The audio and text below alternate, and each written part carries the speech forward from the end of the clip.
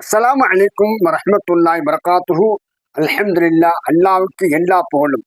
பாவ மன்னிப்பு. ஒருவர் எவ்வளவுதான் பாவங்கள் செய்திருந்தாலும் அவர் மனம் திருந்தி அல்லாஹ்விடம் தூய மனதுடன் பாவ மன்னிப்பு கேட்டால் அந்த மனிதனின் பாவங்கள் அனைத்தையும் மன்னித்து விடுவதாக அல்லாஹ் கூறுகிறான். அது மட்டுமல்லாமல் அளவற்ற அருளாளன் தன்னுடைய அந்த மனிதனுடைய பாவங்களை மன்னிப்பதோடு அல்லாமல் அவர் செய்த தீய செயல்களை நற்செயல்களாக மாற்றி விடுகிறான் அல்லாஹ். அந்த அளவற்ற அருளான் ஆகிய அல்லாஹ்விடம் பாவ மன்னிப்பு கோருவதற்கான நிபந்தனைகள்: மன தூய்மையுடன் பாவ மன்னிப்பு கோர வேண்டும். செய்து கொண்டிருக்கின்ற பாவமான செயலை உடனே நிறுத்த வேண்டும்.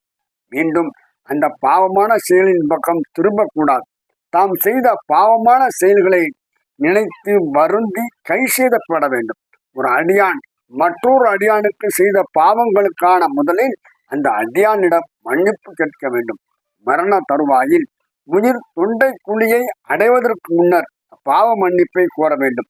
என் அடியார்களை, உங்களில் எவரும் வரம்பு மீறி தமக்கு தாமே தீகளித்து கொண்ட போதிலும் அல்லாஹ்வுடைய ரஹ்மத்தில் அவர் நம்பிக்கை இழக்க வேண்டாம். நிச்சயமாக அல்லாஹ் பாவங்கள் யாவையும் மன்னிப்பான். நிச்சயமாக அவன் மிக்க மன்னிப்பவன், மிக்க கருணையுடையவன் என்று நான் கூறியது நபியே நீர் கூறுவீராக என்று அல்லாஹ் தன் அருள்மறையில் கூறுகிறான். ஆகவே அல்லாஹ்வின் நல்லடியார்களை, நாம் செய்த பாவங்களுக்காக அல்லாஹ்விடம் மன்னிப்பை பெற்று அவன் அருளை பெறுவோமாக. ஆமீன். அஸ்ஸலாமு அலைக்கும் வரஹ்மத்துல்லாஹி வபரகாத்துஹு.